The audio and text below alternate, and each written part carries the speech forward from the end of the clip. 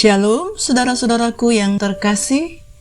Kita sungguh bersyukur kepada Allah yang hidup. Kita boleh melewati hari-hari hidup kita yang panjang dan kembali berjumpa pada hari ini, Senin 26 Juni 2023. Saudara-saudaraku, saya berharap semua kita mengalami keserupaan dengan Yesus Kristus, dan kita semakin lebih dalam lagi belajar kebenaran firman Tuhan. Nah, saudara-saudaraku, mari saya mengajak kita semua dimanapun saat ini berada untuk dapat merendahkan hati dan kita satukan hati untuk berdoa. Bapa kami yang di surga, dikuduskanlah namamu, datanglah kerajaanmu, dan jadilah kehendak-mu di dalam hidup kami, seperti di surga. Kami bersyukur ya Bapa, kami dalam keadaan yang baik, yang sehat, dan penuh sukacita untuk datang ke hadirat Tuhan. Kami bersyukur kami boleh memuji menyembah Tuhan, dan saat ini kami akan merenungkan kebenaran firman-Mu. Urapi setiap kami, penuhi kami dengan hati yang haus dan rindu kepada Tuhan. Firman-Mu yang memerdekakan kami, firman-Mu yang mengajar dan memberikan kami tuntunan, petunjuk, untuk kami dapat melangkah sesuai dengan kehendak Tuhan. Ya Bapa, kami rindu lebih lagi Engkau berperkara bagi setiap kami, sehingga firman Tuhan yang kami dengar menjadi rema kekuatan di dalam hidup kami. Terima kasih Bapa, kami serahkan pemberitaan firman Tuhan pada hari ini hanya ke dalam tangan kasih Tuhan. Dalam nama Tuhan Yesus kami berdoa. Amin. Nah, saudara-saudaraku yang dikasihi oleh Tuhan, mari kita mendengar firman Tuhan pada hari ini yang berjudul Investasi Waktu. Hari ini kita boleh melanjutkan firman Tuhan dari minggu kemarin. Kita akan boleh membaca di Yeskiel 20 ayat 18 sampai dengan 24. Mari saudara-saudaraku, saya mengajak kita untuk dapat membaca Alkitab kita. Yeskiel 20 ayat 18. Maka aku berkata kepada anak-anak mereka di padang gurun, janganlah kamu hidup menurut ketetapan-ketetapan ayahmu, dan janganlah berpegang pada peraturan-peraturan mereka, dan janganlah menajiskan dirimu dengan berhala-berhala mereka. Akulah Tuhan Allahmu, hiduplah menurut ketetapan-ketetapanku, dan lakukanlah peraturan-peraturanku dengan setia. Kuduskanlah hari-hari sabatku, sehingga itu menjadi peringatan di antara aku dan kamu, supaya orang mengetahui bahwa akulah Tuhan Allahmu. Tetapi anak-anak mereka memberontak terhadap aku. Mereka tidak hidup menurut ketetapan-ketetapanku dan tidak melakukan peraturan-peraturanku dengan setia. Sedang manusia yang melakukannya akan hidup. Mereka juga melanggar kekudusan hari-hari sabatku. Maka aku bermaksud mencurahkan amarahku ke atas mereka untuk melampiaskan murkaku kepadanya di padang gurun. Tetapi aku menarik tanganku kembali dan bertindak karena namaku, supaya itu jangan dinajiskan di hadapan bangsa-bangsa yang melihat sendiri waktu aku membawa mereka keluar. Walaupun begitu, aku bersumpah kepadanya di padang gurun untuk menyerahkan mereka di antara bangsa-bangsa dan menghamburkan mereka ke semua negeri.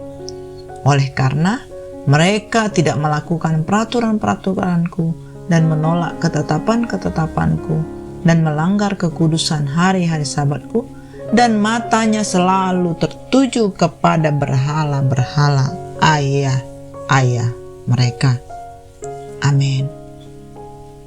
Nah, saudara-saudaraku yang dikasihi Tuhan, melalui pasal ini kita boleh belajar dimulainya rangkaian nubuatan baru. Saat itu sekelompok tua-tua Israel datang menemui Nabi Yeskiel untuk meminta petunjuk Allah. Namun kepada mereka justru diperlihatkan kejahatan nenek moyang mereka yang menyebabkan mereka dihukum Allah. Kejahatan bangsa Israel dipaparkan Allah dalam 3 tahapan dalam pasal ini.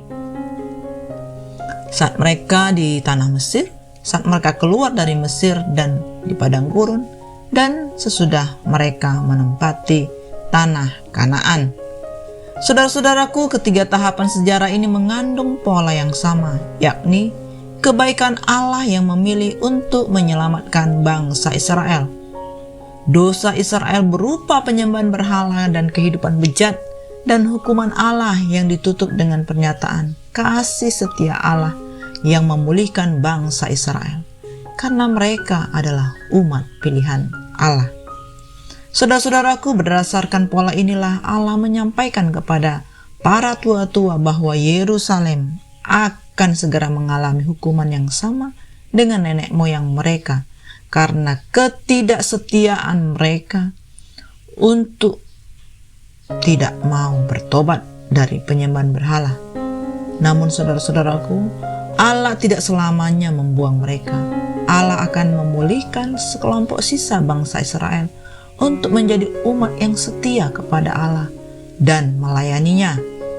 Saudaraku, melalui pesan Nabi Yeskiel yang berkata, "Akulah Tuhan Allahmu, hiduplah menurut ketetapan-ketetapanku dan lakukanlah peraturan-peraturanku dengan setia," mengingatkan kita untuk berupaya sebaik mungkin di dalam menginvestasikan anugerah Tuhan atas seluruh rekening waktu kita selama di bumi ini.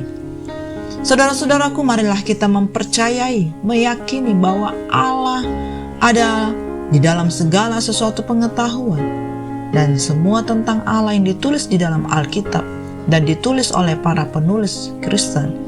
Kita tidak hanya cukup membaca semuanya.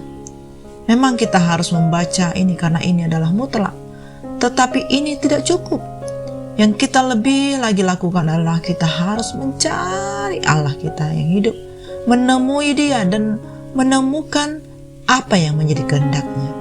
Kita harus berani menginvestasikan waktu kita, berjam-jam, berhari-hari, berminggu, berbulan-bulan, bahkan bertahun-tahun di hadapan Allah kita. Karena Tuhan Allah menghendaki kita untuk hidup benar, hidup kudus. Namun seringkali kita belum 100% mampu untuk hidup benar dan hidup kudus.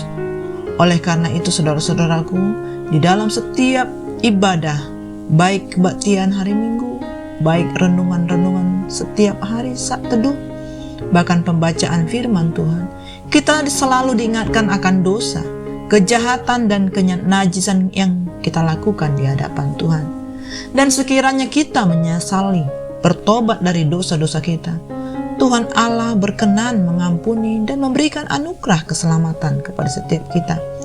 Dan demikianlah firman Tuhan akan selalu mengingatkan kita untuk berlaku baik dan benar di dalam hidup sehari-hari. Saudara-saudaraku, marilah kita terus mengingat kasih dan karunia Tuhan di dalam hidup kita dan terus berlaku baik dan benar di dalam hidup ini. 1 Petrus 4 ayat 2, supaya waktu yang sisa jangan kita pergunakan menurut keinginan kita sebagai manusia, tetapi biarlah kita mempergunakan waktu-waktu yang ada menurut kehendak Allah. Kita harus terus menghayati Tuhan Allah, mencari Dia, dan berani menginvestasikan waktu kita berjam-jam, berhari-hari, berminggu-minggu, berbulan-bulan, sampai bertahun-tahun. Dan kita akan terus sampai kita menemukan sentuhan Allah. Jiwa kita akan disentuh oleh Allah yang kudus, dan Allah akan membawa kita masuk di dalam perkenanannya. Saudara-saudaraku yang dikasihi oleh Tuhan, seperti apa yang sudah kita dengarkan melalui firman Tuhan, baiklah kita mengalami pribadi Allah melalui doa, pujian, penyembahan, dan perenungan firman Tuhan. Dan ini tidak hanya diucapkan melalui kalimat, tapi baiklah kita dengan duduk diam menghayati keberadaan daripada Allah yang hidup. Kita melatih iman kita melatih keyakinan kita agar semakin murni dan tulus, dan kita melatih diri kita untuk menghayati Allah yang hidup. Nah, saudara-saudaraku yang dikasihi oleh Tuhan, marilah kita terus mencari Tuhan sungguh-sungguh, dan kita memiliki hati nurani yang bersih, supaya kita bisa menilai orang dengan benar dan tidak menghakimi ataupun menghukum. Demikianlah saudara-saudaraku renungan firman Tuhan hari ini. Baiklah, kita boleh bersama-sama mengintrospeksi diri, kita memohon ampun kepada Tuhan, dan kita mau melakukan sikap ataupun respon yang benar melalui firman-Nya. Mari saudara-saudaraku, kita satukan hati dan rendahkan diri untuk berdoa. Bapa kami yang di surga, kami sungguh bersyukur buat firman-Mu yang sudah kami dengar. Kami percaya firman-Mu ya dan amin.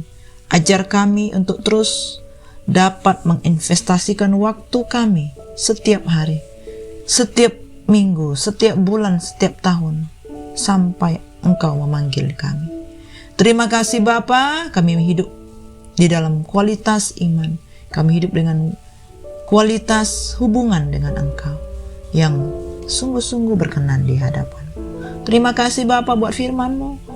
Ampuni kami terus, ajar kami semakin menjadi manusia yang berguna, manusia yang membawa dampak kerajaan Allah. Terima kasih Bapa, dalam nama Yesus kami berdoa. Amin. Semangat pagi, semangat beraktivitas. God bless you all.